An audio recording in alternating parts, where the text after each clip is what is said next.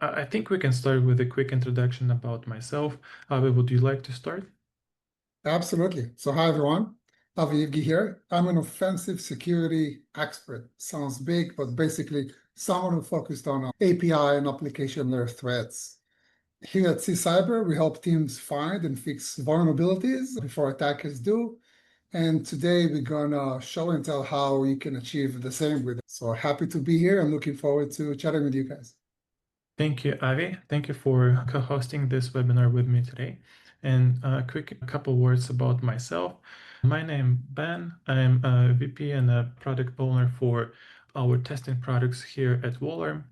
And we have been working pretty hard to deliver some amazing new features to our suite. As you might know, Wallarm has been in application security space for quite a while, about since 2016. And I have been working with Wallarm for about 6 years and been building different products. And nowadays, one of the main focus for me today is API security testing.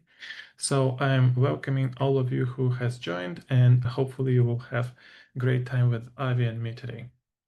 But let's start with the agenda for the webinar today. So we will speak about what the challenges we have observed in API security over the last years, what the specific modern challenges of the API security we see, and the need of testing your application before they go live in production. We will shed some light about how our newest product features work, and we will be happy to address any of the specific questions that you will have. And starting with the API space, just wanted to highlight that a number. So this is 2023, and we have discovered that there are more than 1.3 billion of active APIs even a couple years ago, and obviously it has expanded even more than that since that. What is interesting that majority of the APIs are in behind some private services, behind the firewalls, which we call internal, but quite a huge amount of the APIs are external as well. And we at Wallarm are working on delivering products for both for internal API discovery and protection, as well as external API discovery protection, and nowadays testing. And another starting point I wanted to highlight is we have been analyzing all the different threat reports with our organizations like OWASP, and what we have discovered that API security has expanded and become one of the main topics for modern security stack. And basically, API related vulnerabilities are now one of the major contributors to the top list of OWASP threats. And Avi, have seen in your experience the growth of API security needs, and how would you say this evolved over the recent years? Absolutely, Ben. Thank you for the question. So yes, absolutely. As you can see, not only the growth, but their priority and severity types of these issues. Now, it's easy to think that it's 2025 and we're not supposed to see these types of issues with all the AppSec tools and solutions and platforms out there. But unfortunately, it's still out there, and most of us are affected, and probably AppSec is broken. That's the right reason for it. So thank you for switching the slide. So how do we go about it? Why is it that we're still facing these issues? And if I could share stories and details about the stories, I would, but unfortunately I can't. But what's most important is that there are many solutions out there, or I would say possible or potential solutions. The whole idea is that none of them are perfect. There's always something is missing. And when we say it's missing, we can talk about too late. So some of the solutions are talking about, let's secure your environment, your APIs and your apps after they're deployed, which we all know it's too late, right? The risk is bigger, the time to fix, the time to remediate. And of course, the most important part is the risk. The whole idea is about reducing risk. And when you test and scan and whatnot, after deployment, most of the times it's already too late. Now, if you go over all these four sections, although they're pretty obvious, we should pay attention to each and every one of them because we still see it out there. So too noisy. The whole idea is that, okay, it's great. You found the issues. Now you're reporting them. And the reporting part, or I would say the workflows that are being created are not great. You see most of the time AppSec teams, we say teams, but it's a team of 1 or 2 people, and they get they get pretty quickly overwhelmed by all the amount of issues, whether they're false positive or true positives. It's most of the time doesn't really matter because they get overwhelmed. So the idea is also to consolidate and cluster all these issues to something that is more, let's say, achievable by a team of 1 or 2 people. So you can see this is why being too noisy, it's not great. So that's another issue that our customers are facing. Now, too manual, don't even don't even go there. You see beautiful UIs, you see tests are being ran, but you don't know the effort that goes behind it to set up such a platform or a tool or script or whatnot. And I've seen too many of them that requires too much effort to deploy and then too much effort to maintain, which means it's time consuming, it takes forever, it doesn't always work as expected. So now it's up to you to maintain the tool that you purchased to help you, and it's not really working. Now, I would say, even if we pass the first three, now we're talking about developers. So the shift left movement means that we're working closer with developers and working closely with them, meaning that we understand what they need. So do not interrupt them. The solution that the chosen solution has to be very clear, easy to use, with minimal, requires minimum interaction from the developers. So for them, it's like it's not there, but it's there. It's running in the background. It should not slow them down. Requires them to add more steps to their already overloaded workflows and pipelines. And mostly, I mean, there are many more reasons, but these 4 are the ones that we see all the time. And you can see the stats at the bottom, pretty obvious, pretty makes sense. This is why our current solutions are not enough. And we titled it under AppSec is broken, and this is why. Yeah, and we actually have seen similar things in our customers' data, and I have been having quite a lot of conversations about that with the prospects of Wallarm or with our existing customers. And majority of the issue that they have lined during the interviews is that currently all the organizations start to have a very complex infrastructure, and obviously APIs is a big portion of that. But nowadays there are more and more modern tools become available, and everyone is looking how to protect them efficiently. Second issue is something that Avi just mentioned about the too noisy, and basically false positive rate for majority of the products in the past have been quite significant. And what we are aiming for today is to build the product that have as less false positive as possible. And ultimately, we will implement some machine learning capabilities or LLM capabilities into it to automate majority of that process. And what I have heard dozens of requests for is obviously the shift left integrations and how customers can automate the overall testing for them. Because sure, you can do the penetration testing every once in a while and identify a OWASP and API top 10, but make it on scale, make it not just every once in a while, but as a part of your CI/CD as quite a big pain in the neck that not that easy to address. And yes, there are quite a lot of products in this category today, but we have discovered that not all of them actually deliver on the expectations. That's why we even started to work into this and build up our own products to contribute to our API security platform. And obviously, we want to avoid things like manual testing bottleneck that I mentioned before, and combining with our application firewall capabilities and analyzing the traffic that we can do, we get much better visibility into the application that run by our customers. So it ultimately helps to create the frictionless experience and an analysis for them. And basically, our API testing product today obviously has capabilities of being implemented and fully automated. implemented into CI/CD and fully automated. And we have a pretty comprehensive vulnerabilities coverage for OWASP API and OWASP top 10 vulnerabilities.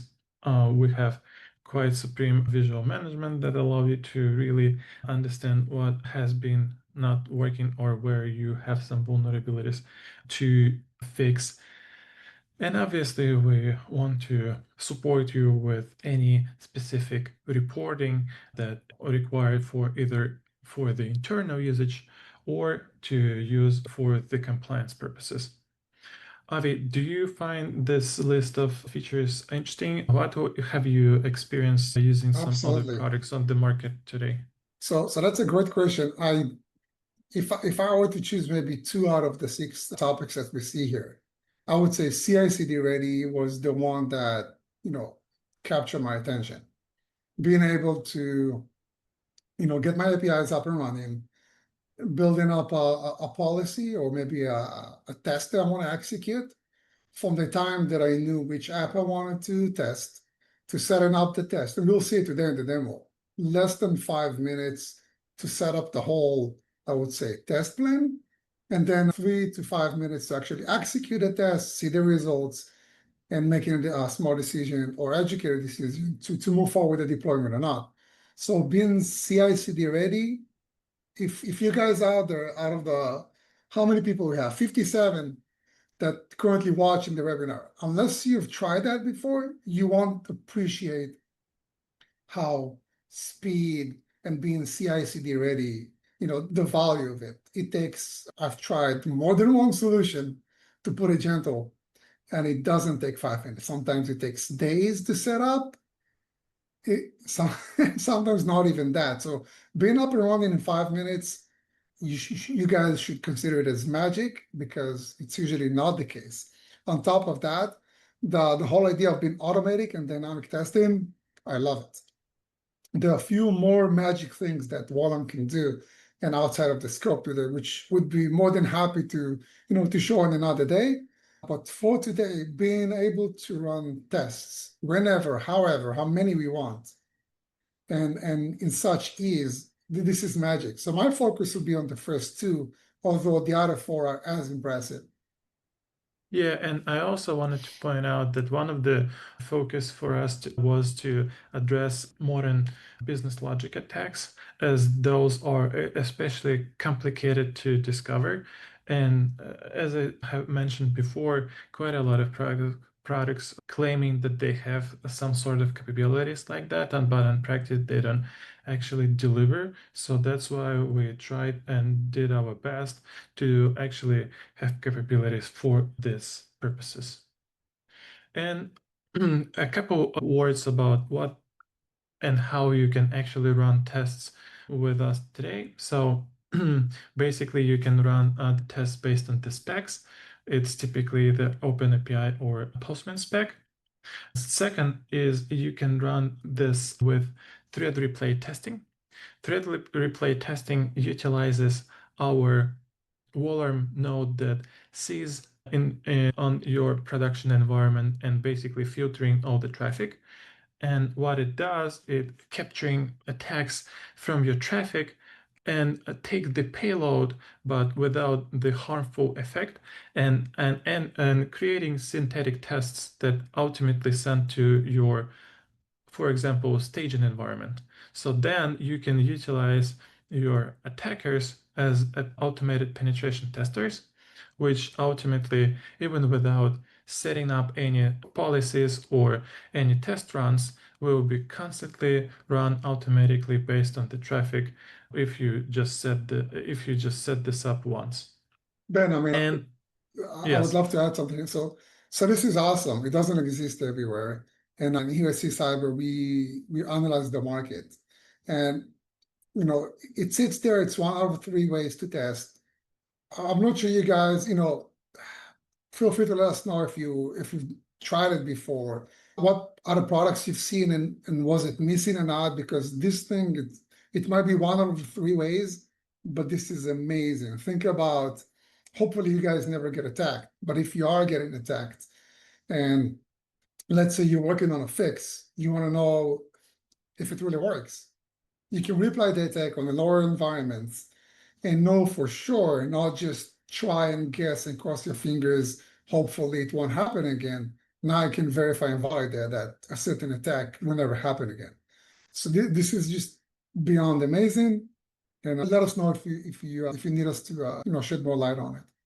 Be more than happy to. Yeah, thank you, Avi. And yes, and thread replay testing is one of the first features that works in combination with our filtering node that relies on the traffic data. But our ultimate goal is to allow our users to run tests based on the live traffic, uh, and in that case, you would be able to avoid of creating the swagger of Postman specs prior to testing. So ultimately, for example, you would use a Wallarm in combination with a Wallarm node installed. We would be able to allow you to run tests even without prior preparations, which ultimately speed up the overall testing process for you even further and help to identify some of the missing APIs that you might have there. For example, if you have some shadow APIs that you that are getting traffic but not a part of your spec, obviously they would not be tested. But this approach will allow us to identify those. And we are currently working on in this direction, and it will be available later this year. Hey Ben, I So, see. and I noticed we have two questions from Thad Sisa. I hope I pronounced it right. They look to be a little bit outside of the API testing, but it seems like more related to your external surface. What was it? External APIs. You have yeah, so we have that another beautiful feature. product So API. yes. Yes, API attack surface management. Yeah, it happens that I am also working with that. But what was the So question, yeah, Avi? Thad is asking, how does it look at and or monitor traffic? For example, he's asking testing external APIs at attack surface.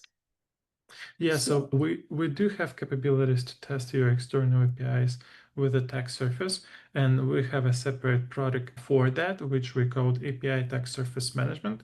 What it allows you to do, it basically based on identifying your external surface first and identifying API that live in the external surface, will run OWASP top 10 vulnerability detection scan against those APIs. It will not be able to identify BOLA as it's a little bit more complicated type of vulnerability that requires Postman collection to run properly, but it will identify about top 10 vulnerabilities in your external APIs.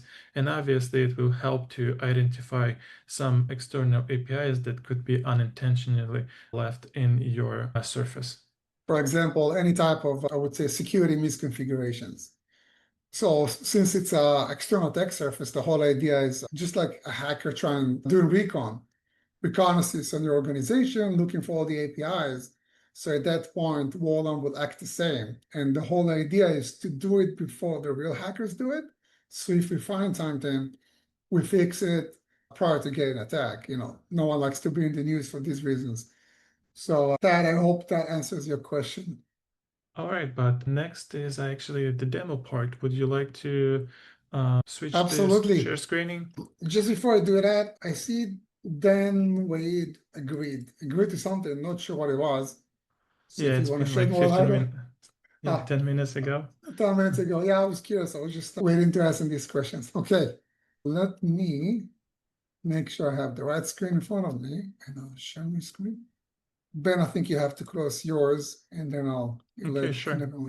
Okay, is my screen visible? Yeah, I can see it. That's all good. Okay, so to everyone who's still here with us, thank you for staying. And now we're looking at the demo. Now, as you can see on my left, Wallarm provides way more than testing APIs, but the focus today is on API security and specifically shift left movement. And this is where we scan APIs. So what you see in front of us, it's our API test control, and it consists of test runs and test policies. And I'll explain a little bit more before we actually start the demo. So think about a test policy as your entire set of configuration for an application. A test policy could be a specific environment in a specific configuration, for example, specific API endpoints in a spec, specific type of authentication that you want to use, different types of users, and the different types of vulnerabilities that you want to test against your application. So we have created ones ahead of time, but let me just show you how what one might consist. So OpenAPI specs and Postman collections are two different types of sources that we're going to utilize to set up your test environment.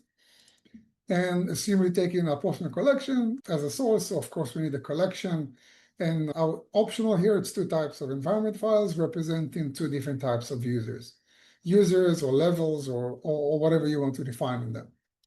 So assuming you create one, and let's look at the one that I created earlier today or yesterday. And you can see the name I give. I could have just named it App1 Prod, App1 Stage, App1 Dev, and whatnot. And that's how we continue with the rest of them. I have my collection. And as you can see by the naming convention, we're going to use Crappy. For the ones out there that are not familiar with Crappy by OWASP, it's a completely ridiculous API. The whole idea is an API or an application that was designed to be vulnerable to begin with. So this is where you go and practice your security skills. And today we're going to be running tests against Crappy. And the current deployment of Crappy, you can see it right here, sits on Wallarm's domain. Feel free to browse, use, and abuse. It uses the same rules and logics of any Crappy deployment. So some basic, I would say, concept or basic rules. You're going to test an API. Your API or application that consists of these APIs has to be up and running, available and reachable from the endpoint where you're trying to test. So it's either it's always up and running, or you set it up and run it just before you run a test. So if we are to look at a CI/CD pipeline, you could have external environment that is up and running with the code or the version and the commit that you're about to test, or your CI/CD pipeline will bring up the environment, test that it's reachable, and then as a next step, it will run a scan or a test against it. I hope this makes sense to everyone. Now let's look at how a test might look like. And by the way, I will show how I'm running a test live. A test takes 3 to 4 minutes. I'll run it, and then we'll also open the floor for some questions. So you can see the duration of a test for 4 minutes. You can see when I ran it, when it started, ended, the title and ID if you want to use Wallarm's APIs to query it. You can see what policy it used, the URLs that we scanned, how many requests you ran against it, and of course a summary of the issues and findings. So let's see what I always love the slides. Let's see what we're getting, what a test result looks like. So this is the dashboard for the current API test patrol and the test that we run. As you can see, the ID as we've seen before. So a nice overview of the hosts and how many issues we had against each host. Of course, issues by types, which is always great, and statistics. So you can see the split of your issues for the entire scan. Now, if you're familiar with OWASP Top 10, you can see the number here. So every issue and how it's related to OWASP Top 10. Of course, you can filter, slice, and dice all the information as you want. Let's look at maybe the first one, or if anyone wants to look at something very specific, I can try and find a vulnerability here. So mass assignment by manipulation of hidden attributes. Basically, it's mass assignment. And let's see what Wallarm tells us about it, how the issue looks like, how they figure it out, and what type of valuable information we can take from it. Because as you all know, the whole idea is to find out what's wrong and how to fix it. So for every issue in the platform, you see the severity. If it's false, hey, mark it as false, although we hope to never see this. You want to close the issue, you want to share it with others, all good stuff. Now you can see again the host, the endpoint that was tested, of course, the method and the parameter question, the type of issue, how it's related to OWASP, CWE, when it was discovered and by what. And if we're not seeing it or still seeing it, no, that's great. So for everyone here who is not familiar with Crappy, remember that's specifically designed vulnerable application. So what we see here is that we found the parameter, and that's the parameter that is accepted by the following endpoint and this is the method that was used. And if you guys are familiar with APIs, put, it's when you want to update an object. So we're trying to update object 52. And the whole idea is that the current parameter doesn't show up in the spec. It's not there by design, but somehow we were able to inject it. So with mass assignment, that means that in our code, we accept almost every key and value that the user gives us, which it's a big no-no, as you know. You have a spec, so you know input params, but the body payload and the response payload, and there should be anything else other than these two. So you don't just take the object and save it in the database. You're supposed to loop all the keys and then figure out the only ones that are valid and use them, or if you see something invalid, you reject the entire request. You have a quick reference to why this is an issue, so don't trust us. Go to the sources.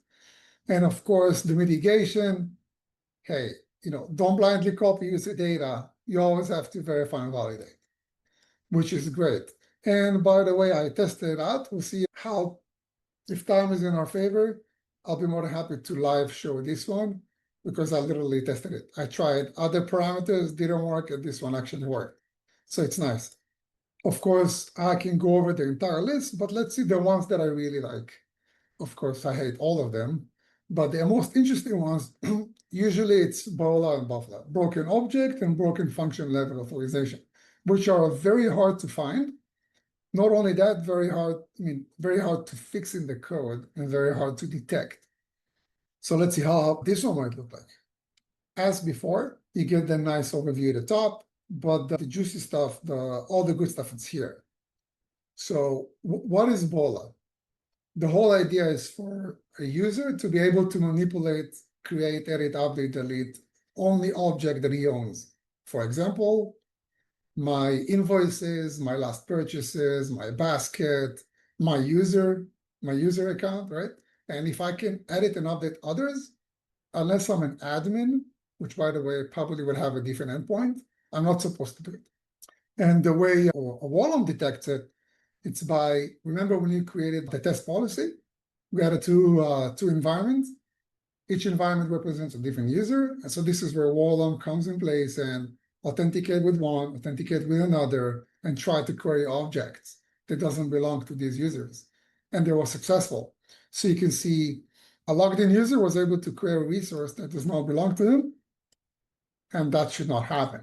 Either it's specified in the spec or based on behavior. So you just create objects and you query them and you see that you're not supposed to, but you're able. Now, for something like that, the magic here is showing the developer or the security specialist how it happened. So you can see I'm authenticated, I have my token, I ran a request, and usually I'm supposed to get a no for 3 or 500, or don't even tell the user what happened.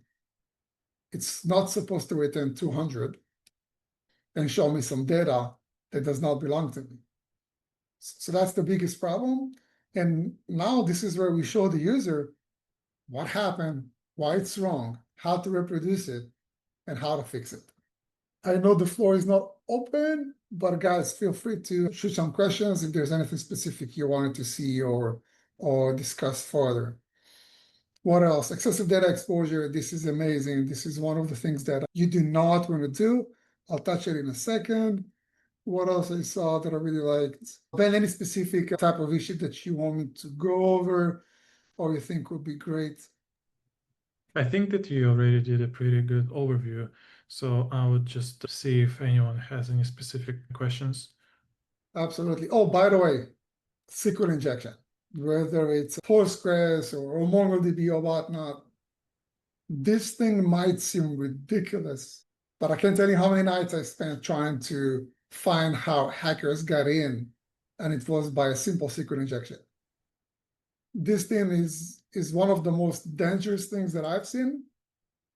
After BOLA and BOFLA, being able to create a denial of service by doing slip or extracting data that I'm not supposed to. It's not even my object, but local file inclusion, remote file inclusion. There's so many remote code execution. There's so many things you can do with SQL injection.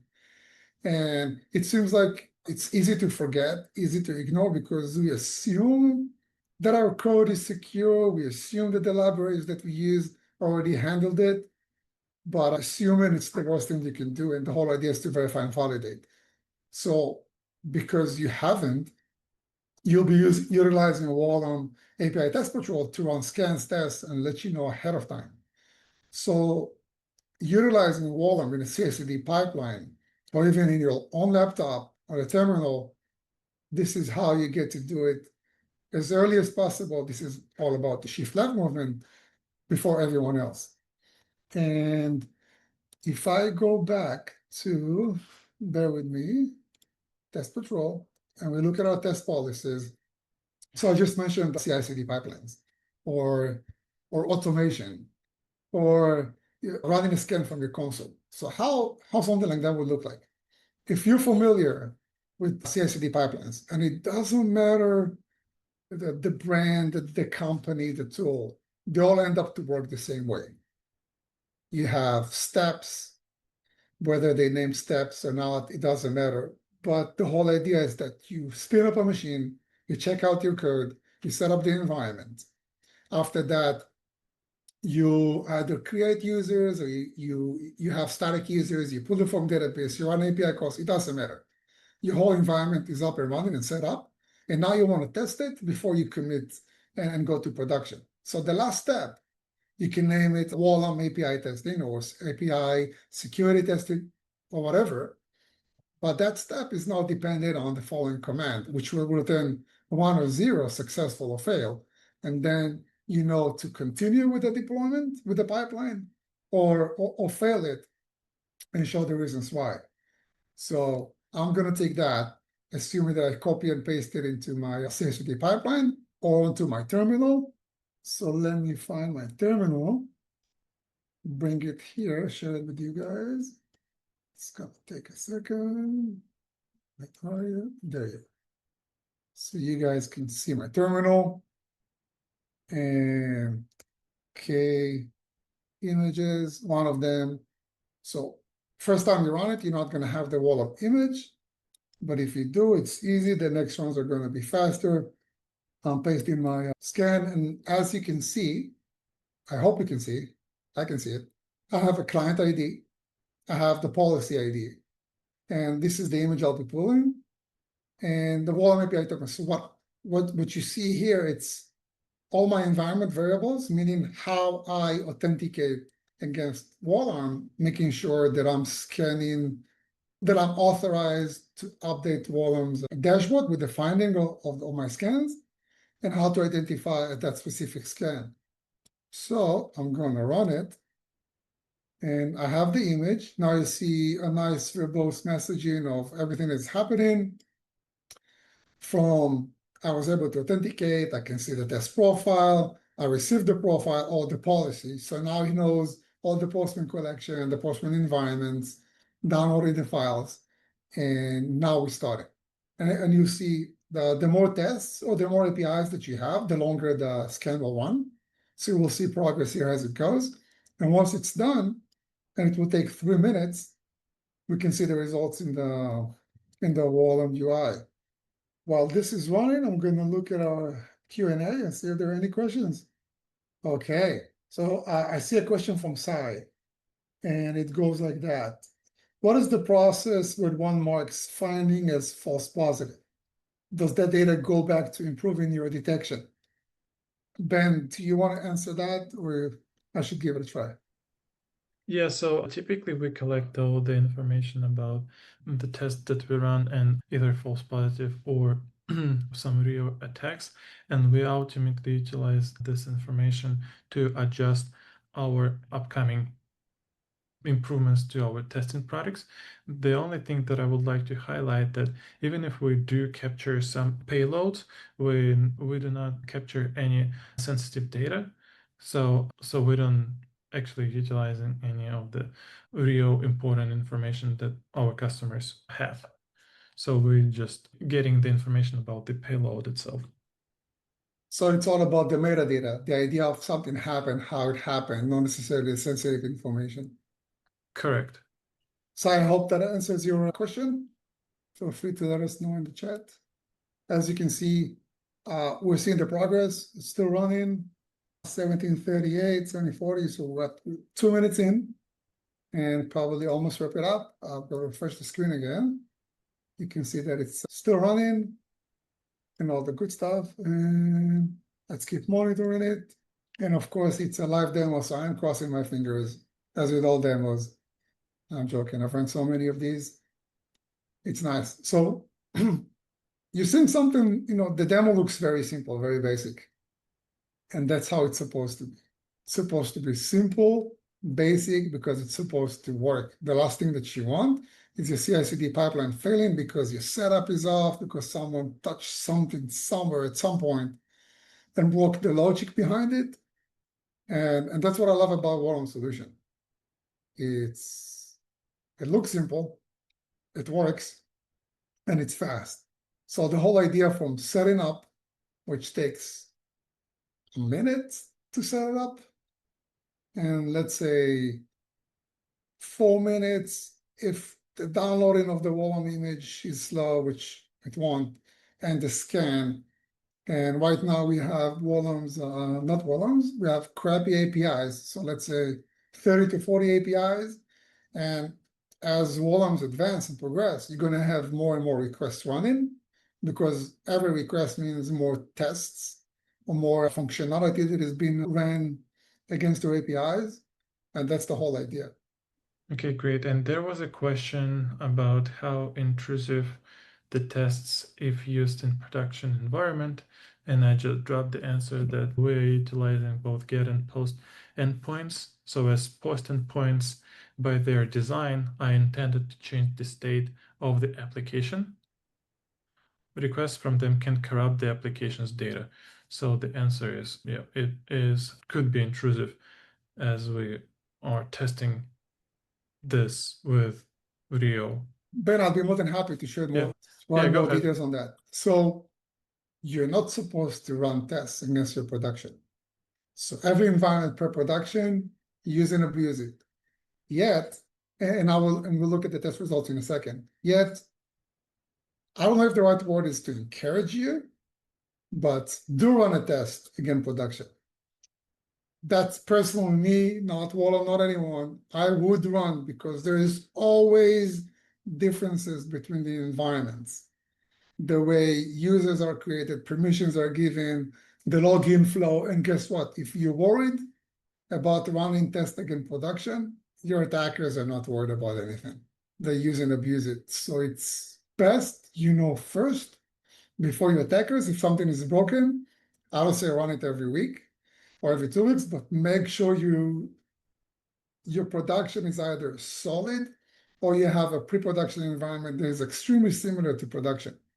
And even when you use and abuse, because you upload an API spec, you can eliminate few of the APIs that are, if fake data has been generated, it's been very intrusive. You can eliminate, let's say, if you have APIs that connect to a bank account and withdraw money, so maybe skip that, or have a different test for it. But I highly, yet I highly encourage you to do it. So as you can see, what was it, 1743 and 38, let's call it 5 minutes. Oh, there you go. It is 5 minutes. And we can see how many already more requests than yesterday. And probably someone is playing with my environment, because we can see difference in security issues. So same as before, same dashboard, the same split, the same, I would say, high overview, and of course, all the interesting details about your APIs, how they were attacked, and ways for mitigation. I think we can conclude the demo. Ben, unless you want me to show any more interesting features and functionalities of the testing. I think that you did an amazing job of showing and running this live. So let me just share Sure thing. back my screen with you in a second, and we can go from there. So yeah, that's been a overview and our vision about where the API security testing is going to, how we see this and what the recent we have been working on and some upcoming future plans. As you could see, it's extremely easy to run. Basically, you can set this up as a part of CI/CD and run it in minutes and run it on schedule or any way you prefer. So we're still open to any additional questions while we have a few minutes left for this webinar. But meanwhile, I just wanted to give a quick shout to our upcoming webinar with my colleague Tim Erlin, who is VP of Product here at Wallarm, on modern APIs and modern threats and how we're addressing those with our solutions and why WAFs and API gateways are not always enough and how we're thinking and working towards that direction. But meanwhile, as I said, if you have any additional questions, we're happy to address them as well. Or if you Ben, I like, see a great question from Chris on the Q&A. yeah, Are we yes. able to customize alerts? So I want to believe he's talking about workflows, what happens after we found an issue. So probably Slack, emails, Yeah, you can customize alerts. any. Yeah. What are the different types of workflows that we have? I know it's outside of the scope So for API testing. we have Slack, emails, and we have an API. So basically, you can bring it in any form that you prefer. Sounds good. And any other questions? Yeah, while we waiting for any additional questions, I just wanted to highlight that Wallarm will have a big booth at Black Hat just in a couple weeks, and we will address the booth in the topic as a cybersecurity museum. So it's gonna be a lot of amazing stuff that we're bringing to Black Hat this year. So if you like to learn a little bit more about our products or speak more in depth and have an in-person solution overview, feel free to stop by at our booth.